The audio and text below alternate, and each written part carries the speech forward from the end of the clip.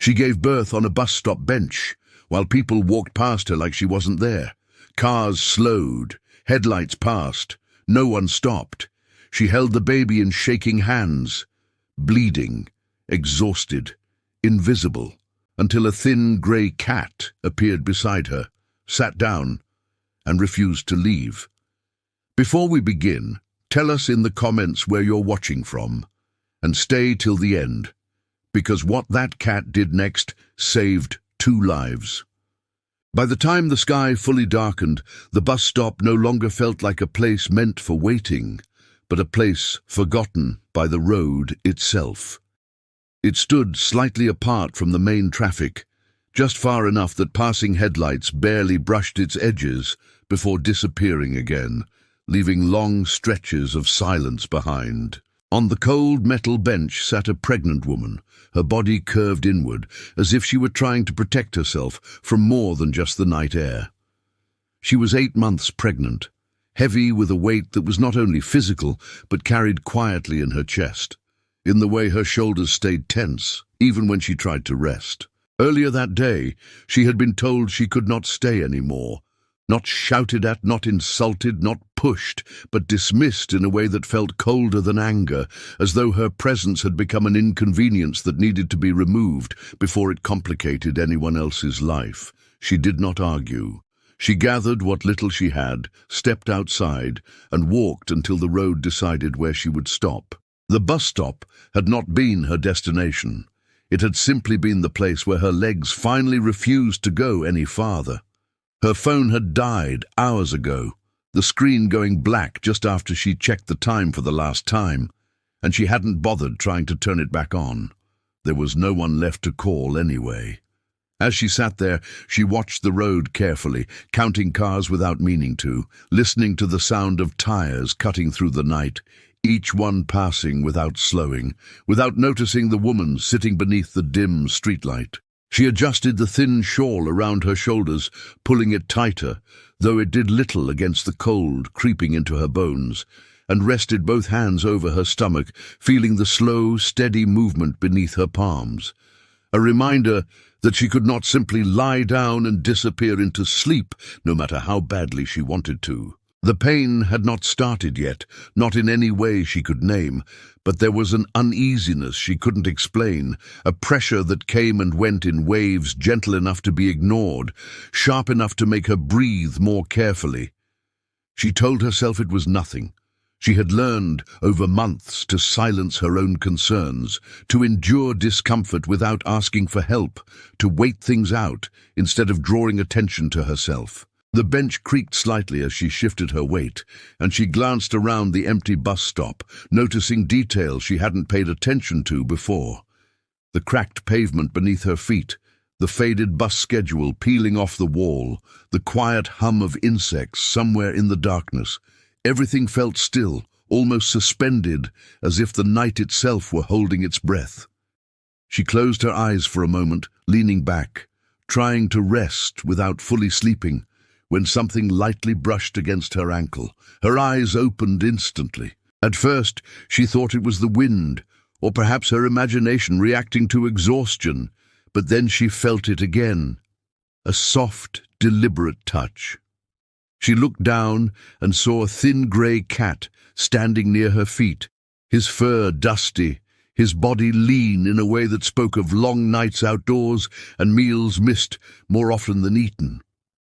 One ear was torn slightly at the tip, and his tail moved slowly, not in fear, but with cautious curiosity. She did not move right away. Animals often ran when people noticed them, and she was too tired to deal with the sudden emptiness that followed when something living disappeared again. But the cat did not run. Instead, he stepped closer, climbed onto the bench without hesitation, and sat beside her as though the space had always been his. She barely reacted. Her mind was elsewhere, on the cold, on the weight in her body, on the quiet fear she refused to name. But the cat reacted to her. He shifted closer, close enough that she could feel his warmth through the thin fabric of her clothes, and then slowly, deliberately, he lifted one paw and placed it against her stomach. The contact was gentle, almost careful, and yet it startled her enough that she moved his paw away without thinking, murmuring a tired breath as if to apologize. The cat watched her hand, then looked up at her face, his yellow eyes unblinking, and without hesitation, he placed his paw back exactly where it had been before. That was when something changed. The air felt heavier, the quiet felt different, and deep inside her body, the uneasiness she had been ignoring tightened just enough to make her sit a little straighter, unaware that this small, strange moment on a forgotten bench was the first warning she would not be able to ignore much longer. The cat did not remove his paw. He did not flinch or pull away when she shifted slightly on the bench.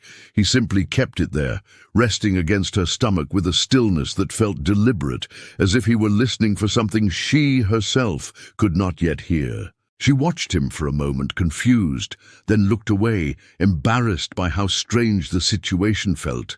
A pregnant woman and a stray cat sharing a bench at the edge of the road, both quiet, both waiting for something unnamed.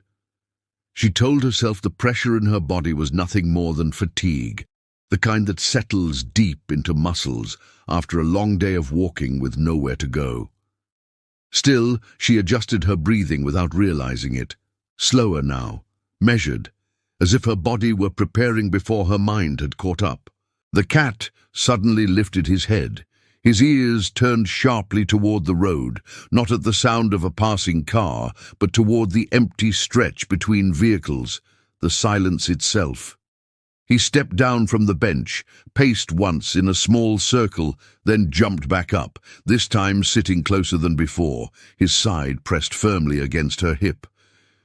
She felt another tightening in her lower abdomen, stronger, longer, and this time she did not dismiss it as easily. Her fingers curled slightly around the edge of the bench. She exhaled through her mouth and waited for the feeling to pass. It did not. The cat stood again, restless now. His tail flicked once, twice. He leaned forward and pressed his head against her stomach, not playfully, not seeking affection, but with urgency, pushing as if trying to wake something inside her. She gasped softly, more from surprise than pain, and whispered a weak, tired sound meant to calm him. But the cat ignored her voice. He stepped back, looked at her face, and let out a sharp, sudden meow that cut through the quiet of the bus stop. The sound echoed.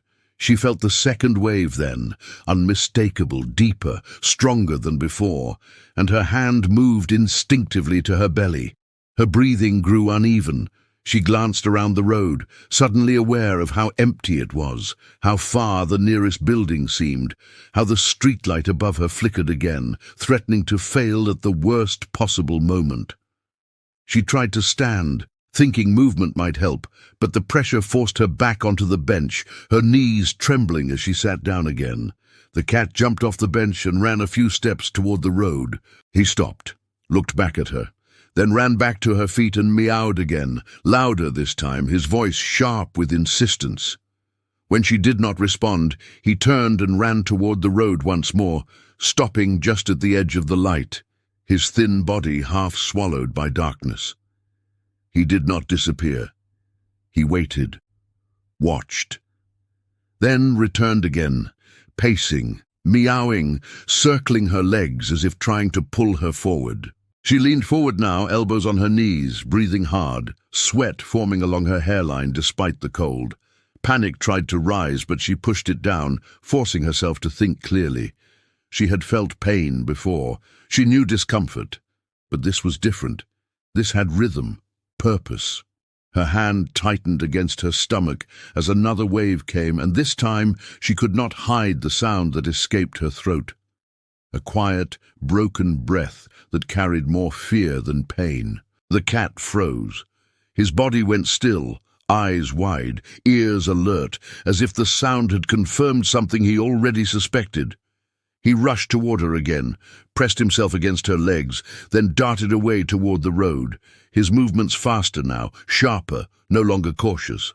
He meowed repeatedly, his voice rising and falling, cutting through the silence like an alarm that refused to be ignored.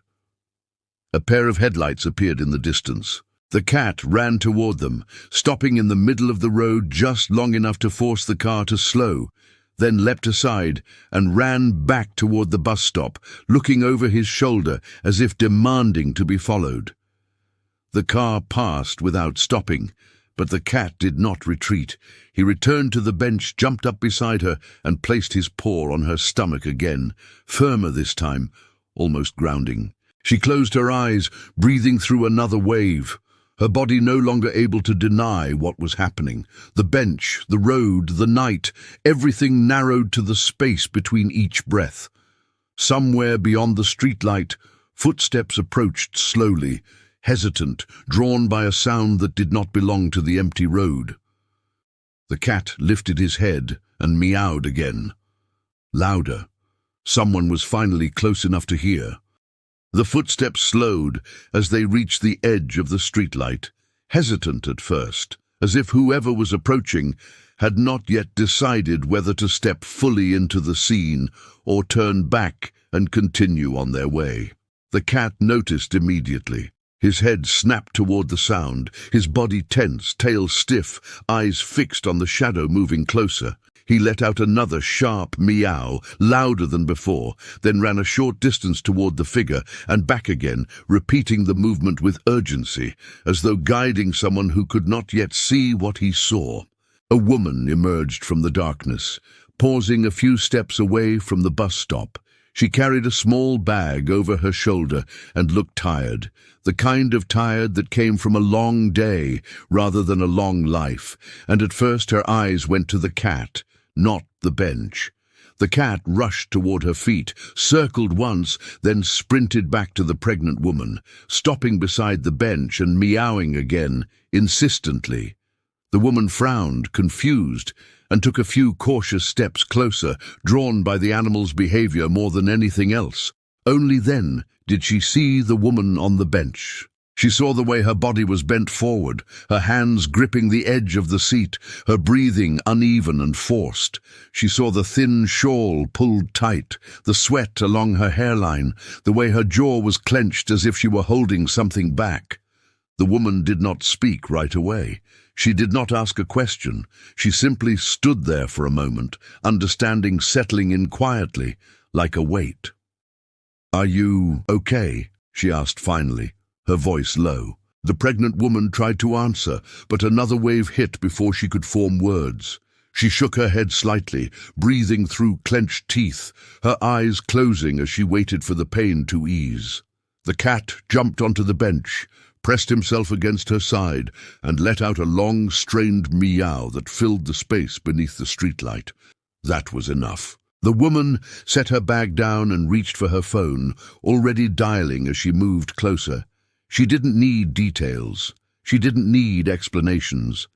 She crouched slightly in front of the bench, keeping her voice calm, steady, as if calm itself could hold the situation together. She told the operator where they were, that a pregnant woman was in labor, that it was happening now, and that help was needed immediately. As she spoke, she placed a hand on the pregnant woman's arm, grounding her, reminding her she was no longer alone. The road remained mostly empty, but time no longer felt still. Every sound was sharper now, the hum of the streetlight, the distant bark of a dog somewhere far away, the soft scrape of the cat's claws against the bench as he shifted restlessly. The pregnant woman leaned forward again, another contraction tightening through her body, stronger than the last, leaving less space between breaths. She whispered something under her breath, not a word, just a sound meant to push the pain away, and the woman beside her nodded as if she understood. "It's okay," she said softly. "Help is coming." The cat did not relax. He jumped down again, paced in short, frantic movements, then ran toward the road once more, stopping at the edge of the light. When another set of headlights appeared in the distance, he ran directly toward them, sitting stubbornly in the road until the driver slowed, horn blaring briefly in irritation. The cat darted back just in time, then returned to the bus stop, meowing loudly, his message impossible to ignore now. The car slowed to a stop a few meters away. A man stepped out, confused, scanning the area, until his eyes landed on the bench. He walked closer, concern replacing irritation as he took in the scene. The woman quickly explained, her voice firm, controlled, directing him to help flag down the ambulance when it arrived, to stay nearby in case more assistance was needed. The man nodded without question, positioning himself near the road, watching both directions. Minutes stretched painfully long. The pregnant woman's breathing became more labored, her hands shaking as she clutched her stomach. The cat jumped back onto the bench and placed his paw on her belly again, steady, unmoving, as if anchoring her through each wave. The woman beside her counted softly, not out loud, but with her presence, her stillness, her refusal to panic. Then, finally, in the distance, the sound of sirens broke through the night. The cat lifted his head, ears sharp, body going completely still. The pregnant woman opened her eyes, tears forming, not from pain this time, but from relief she had barely dared to hope for. Red and blue lights appeared at the far end of the road, growing brighter with each second, cutting through the darkness the way nothing else had managed to do all night. The bench, the streetlight, the forgotten bus stop. All of it had held long enough. The ambulance slowed as it approached the bus stop, its lights washing the road, the bench, and the small gathering of strangers in red and blue, turning the forgotten corner of the night into something suddenly visible. The siren cut off, leaving a sharp silence behind, broken only by the pregnant woman's breathing and the restless movement of the cat at her feet. Two paramedics stepped out quickly, their movements practiced and calm, assessing the situation with trained eyes that immediately understood the urgency without needing many words. The woman who had stopped first stepped aside but did not leave, her presence steady, while the man near the road signaled to keep traffic clear. The cat moved first. He darted toward the paramedics, stopped directly in front of them, and let out a loud, insistent cry, then ran back to the bench as if guiding them the rest of the way. One of the paramedics paused for half a second, surprised, before following him, kneeling in front of the pregnant woman and speaking softly, clearly asking her name, how far along she was, when the pain had started. She answered in short breaths, gripping the edge of the bench as another contraction tightened through her body, her face contorting before she could hide it. The cat jumped onto the bench beside her again, placing his paw on her stomach one last time, steady and unmoving, as though his job was not yet finished. They moved quickly then. The stretcher was unfolded, positioned carefully, and with gentle coordination they helped her lie back, securing her in place while keeping her calm. As they lifted her, the cat refused to step away, clinging to the edge of the stretcher until one of the paramedics gently guided him back, murmuring something under their breath about how determined he was. For a brief moment, the cat stood in the center of the road, framed by flashing lights, his thin body small against the size of the ambulance, watching every movement with unblinking focus. "Looks like she's got a guardian," one paramedic said quietly, not joking, not smiling, simply stating what everyone there could see. The doors closed, and the ambulance pulled away slowly, sirens returning as it disappeared down the road. The streetlight flickered again, and the night rushed back in, reclaiming the space as if nothing extraordinary had just happened. The woman who had stopped earlier exhaled deeply, realizing only then how tense she had been. And the man returned to his car, shaking his head slightly in disbelief. The bus stop was empty again, except for the cat. He sat where the bench met the light, his body still, eyes fixed on the road long after the ambulance was gone, as if listening for something only he could hear. He did not move when another car passed. He did not chase after the fading sound of sirens. He simply waited. Hours later, as dawn began to soften the edges of the night, the woman lay in a hospital bed, exhausted, her body aching in a way that felt different now, purposeful, survivable. A doctor stood nearby, speaking quietly, explaining that the timing had been critical, that waiting any longer could have put both lives at serious risk. The woman listened, her thoughts drifting back to the cold bench, the dim streetlight, the weight of a small paw resting against her stomach, when she had been trying so hard not to believe something was wrong. She held her newborn child carefully, feeling the rise and fall of a small chest against her own, and for the first time since the night began, she allowed herself to cry.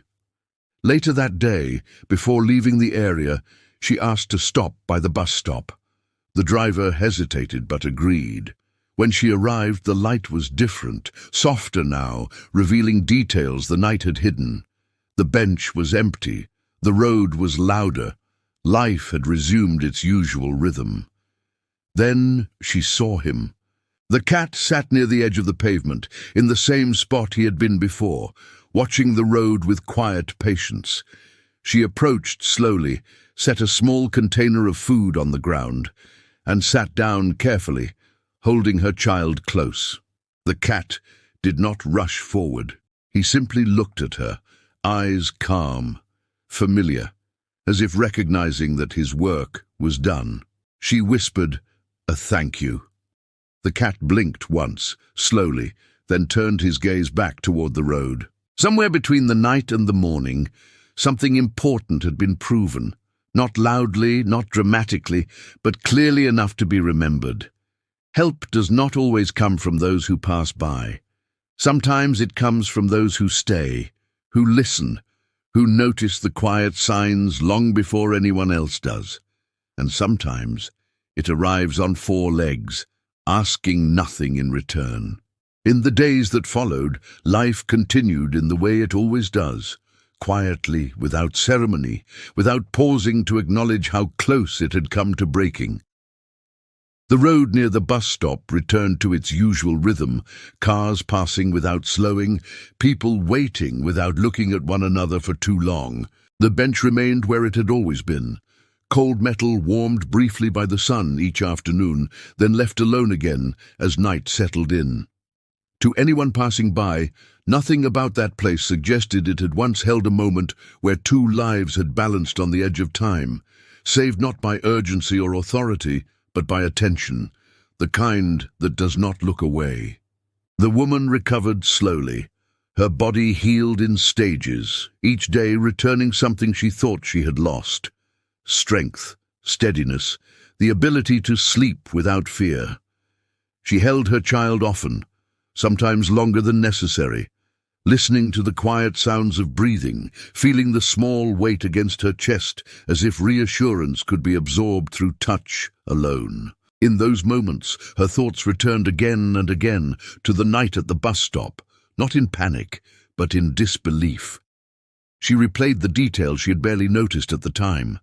The flickering light, the cracked pavement, the way the air had felt heavier before the pain began, and always she remembered the cat. She spoke of him to the nurse once, then to the doctor, and later to no one at all. Some stories feel too fragile when spoken aloud, as if explaining them might drain them of their meaning. She did not know where the cat had come from or how long he had lived on that road. She did not know what instinct had driven him to stop, to touch, to insist. She only knew that when no one else noticed her discomfort, he had, and that knowledge settled somewhere deep inside her, reshaping the way she understood the world. When she was strong enough, she returned to the bus stop again, alone this time. She sat on the bench briefly, holding nothing, waiting for nothing, simply allowing the memory to exist without fear attached to it. The cat was not there. She stayed anyway, leaving food behind, even when days passed and it remained untouched. Some nights she imagined he had moved on, guided by the same instinct that had brought him to her, sensing that he was needed somewhere else now. The thought brought her comfort rather than sadness. People often talk about miracles as loud, impossible things, events that defy explanation and announce themselves with certainty. But nothing about that night had been loud. There were no crowds, no dramatic rescue scenes, no moment where the world seemed to stop and acknowledge what had happened. There was only a small animal, a woman in pain, and a decision made without hesitation to stay instead of leave, to notice instead of ignore. The miracle, if there was one, had unfolded quietly, almost invisibly, like so many of the things that truly matter. Months later, as her child grew stronger, she found herself watching people differently. She noticed how often suffering hides in plain sight, how easily discomfort is dismissed when it does not demand attention. She noticed how quickly people step past what makes them uncomfortable, how rarely they pause long enough to ask whether someone is truly okay. And she noticed, too, the rare moments when someone or something does pause, and how much changes when they do. The road still existed. The bus stop still waited. The world still moved too fast most days, but somewhere in that movement a quiet truth remained, steady and unshaken. Not all guardians wear uniforms, and not all warnings come in words. Sometimes survival begins with a small, persistent presence, a sign that refuses to be ignored, a touch that asks you to listen more closely to what your body already knows. The cat was never seen again by anyone who could say for certain it was him, but his absence did not erase what he had done. His instinct lived on in the child who took their first breath because someone noticed the signs early enough.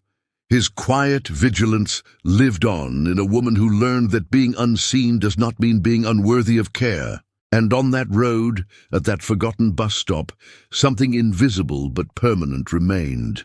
The proof that even in the most ordinary places, kindness can arrive without warning, stay without recognition, and leave behind a future that would not have existed otherwise. Time moved forward, as it always does, carrying the story quietly with it. The woman eventually found a small room to rent, nothing permanent, nothing certain, but enough to close a door at night and rest without listening for danger. Her days became shaped by routines, feeding, cleaning, walking, waiting, the ordinary rhythm of survival slowly transforming into something steadier. Yet even as life regained structure, the memory of that night never faded. It did not haunt her, it stayed with her, calm and clear, like a lesson written without words. She learned to trust the quiet signals her body gave her. She learned to pause when something felt wrong, instead of pushing through it out of habit. And most of all, she learned to notice, not only herself, but others. On buses, on roadsides, in waiting rooms and markets, she caught herself watching people more carefully, seeing the tired shoulders, the tight grips on bags, the small signs of discomfort that rarely ask for attention, but always deserve it. She understood now how easy it is to disappear in public, how many people suffer without ever being seen. Sometimes, when she passed a stray cat curled near a wall or stretched out in the sun, she slowed her steps.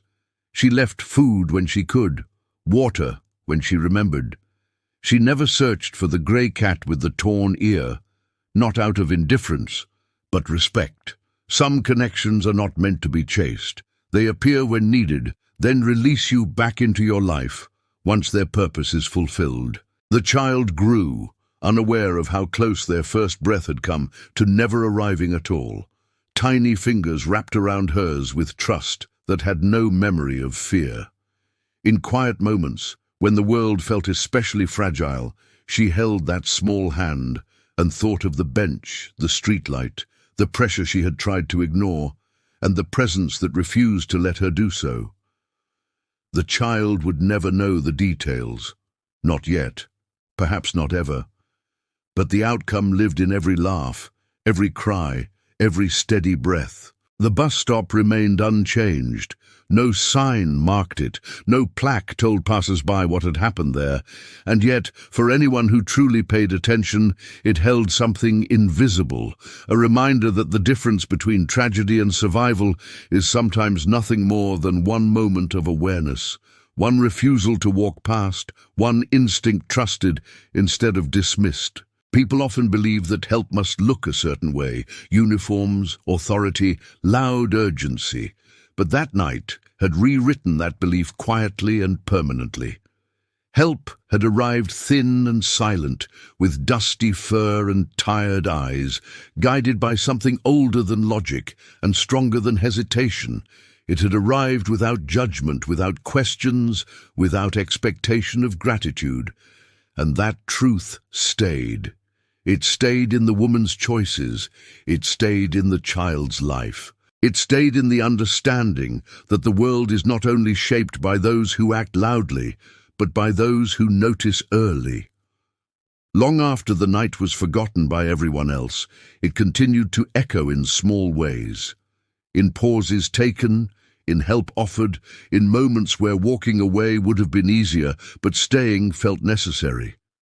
The cat may never be seen again, but the instinct he followed did not disappear with him. It passed on quietly, the way important things often do. Somewhere, on some other road, another bench waits, another light flickers, another moment balances between being ignored and being saved. And perhaps, just perhaps, someone, human or otherwise, will notice in time. If this story stayed with you, let it be a reminder. Pause, notice, stay a little longer when something feels wrong. Tap like if you believe kindness still exists. Subscribe for more real stories that don't shout, but matter.